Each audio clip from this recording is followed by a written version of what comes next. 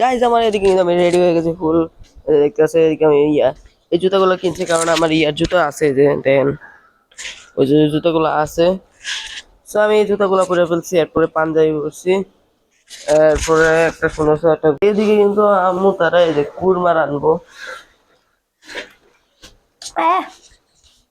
এদিকে গরুর গোস্ত টরুর গোস্ত পোলাও টোলা রানবো, আর চেঙ্গারি টেঙ্গারি রানবো।